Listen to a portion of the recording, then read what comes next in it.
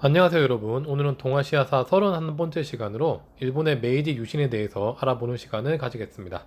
그럼 시작하겠습니다. 자, 일본에서는 개항 이후 서구 열강의 경제적 침탈로 인해서 물가 폭등이 일어나고 기존 봉급을 받고 생활하던 하급 무사들의 생활이 어려워졌습니다. 더구나 외국과의 개항 과정에서 막부는 서구 열강에게 계속 끌려다니는 모습을 보이자 기존 막부 체제에 불만을 가진 다이묘 세력들이 나타나기 시작합니다. 대표적인 이들이 조슈번, 사스마번인데요. 이들은 특히 일본 서남 지역에 위치해서 그동안 막부의 정치 체제에서도 완전히 소외되어 있었습니다. 한편으로 이들은 서구 열강과의 산발적인 전투를 통해 서양의 막강함을 알고 서구 열강의 선진 문화를 하루빨리 도입해야 한다는 생각도 가지고 있었습니다. 그러기 위해서는 보수적인 막부 체제를 무너뜨려야 함도 인식하고 있었죠. 그래서 이들 조슈번, 사스마번은 한데 힘을 모아서 왕정 복고를 내세우며 막부를 공격하게 됩니다. 당시 이들은 천황 중심의 국가를 만들자는 명분을 내세웠고 막부 타도라는 공동의 목표를 가지고 힘을 결집시킨 터라 마침내 막부를 무너뜨리고 권력을 차지할 수 있었습니다. 이에 기존 막부 체제는 사라지고 일본은 천황 중심의 중앙 집권 국가로 새롭게 탄생하게 됩니다. 이래 1868년에 있었던 메이지 유신이라고 합니다. 사스마번과 조슈번 출신으로 메이지 유신 이후 일본 정부의 핵심 관료가 된 그들은 1870년대부터 근대적 개혁을 추진합니다. 우선 폐번치연을 단행해서 기존 다이묘 중심의 번 체제를 폐지하고 지방에는 현을 설치해서 중앙 정부가 직접 다스리게 됩니다. 이로써 300년 동안 이어져 오던 전통적인 막번 체제는 끝이 나게 됩니다. 또한 무사층과 평민을 구분하던 신분제를 폐지하고 전 국민 소학교 의무 교육 제도도 실시합니다. 또한 징병제를 실시해서 근대적 군사 제도를 확립하기도 합니다. 한편으로 지조법을 개정해서 기존의 쌀 생산량으로 세금을 매기는 것이 아니라 토지 가격으로 세금을 매겨서 재정을 확보하기도 했습니다. 서양식 역법인 태양력을 사용하고 적극적 산업 정책도 펼치게 됩니다. 이 모든 것이 1870년대에 있었던 일입니다. 이러한 정책들이 단기간에 가능했던 것은 그만큼 메이지 정부가 천황을 중심으로 젊은 관료들로 구성되어 있었고 이들이 서구식 근대적 개혁의 필요성을 강하게 인식하고 있었기 때문입니다. 일본 정부는 이외에도 1871년에는 이와쿠라 사조에 따른 서구 12개의 나라에 파견하기도 했는데요. 이들은 원래 서구 열강과의 불평등 조약 개정이 목적이었지만 이를 달성하지는 못했습니다. 하지만 서구 열강의 여러 나라들을 시찰하는 과정에서 국제사회에서는 근대화와 강한 힘을 키우는 것이 중요함을 깨닫고 일본 본국으로 돌아와서 근대화 추진에 힘을 쏟게 됩니다. 이들 중 오른쪽에서 두 번째에는 이토 히로부미도 있었습니다.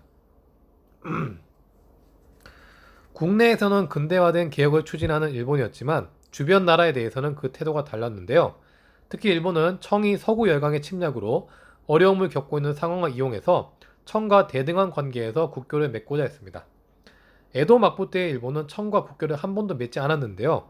당시 청도 서구 세력에 대한 동아시아 국가들끼리의 공동 대응에서 우선적으로는 일본과 협조적으로 나가는 것이 낫겠다는 생각을 가지게 됩니다. 이에 청과 일본은 1871년 청일 수호 조규를 체결해서 대등한 입장에서 국교를 맺게 되었습니다. 반면 조선에 대해서는 강경한 입장을 보였는데요. 특히 메이지 정부는 그동안 조선과의 국교에서는 막부의 쇼군이 조선 왕과 대등한 입장에서 맺었다는 것을 강조하며 이제 일본은 천황 중심의 국가가 되었으니 조선 왕은 일본 천황보다 한 단계 낮은 기준으로 봐야 한다고 강조합니다. 이에 외교 문서도 봉칙이라는 황제가 제후에게 보내는 문서 양식으로 보내게 되는데요. 당시 조선은 이를 예의가 아니다 하여 이 문서를 무시합니다. 이 때문에 일본에서는 조선을 정벌해야 한다는 정한론이 한참 들끓게 되는데 이후 조선과는 나중에 강화도 조약으로 국교를 체결하게 됩니다. 한편 당시 타이완에서 1874년 류큐어민들이 타이완 원주민들에게 살해당하는 일이 발생했습니다. 이에 일본 정부는 류큐어민들을 자기네 본국 사람이라고 규정하고 타이완을 공격하기로 했습니다. 참고로 류큐 왕국은 1609년 사스마번의 침략 이후 일본에게 속국 형태였지만 독립된 정치를 운영하고 있었습니다. 그러나 메이지 정부는 패번치현의 일환으로 1879년 류큐 왕국을 해체해서 현재의 오키나와현으로 설치하기도 했습니다. 메이지 정부는 서양 열강에게는 배운다는 자세로 몸을 낮추었지만 주변에 자기들보다 힘이 약한 국가다 싶으면 이렇게 강경한 태도로 나갔던 것입니다.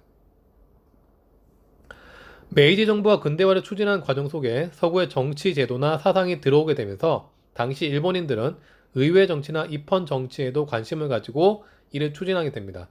이래 1870년대부터 있었던 자유민권 운동이라 하는데 정부도 처음에는 탄압하다가 계속 이를 무시할 수는 없었기에 1889년 일본 제국 헌법을 발표해서 일본은 입헌 군주제 국가가 되었고 1890년에는 의회가 설립되어서 서구식 정치 제도가 도입되기도 하였습니다.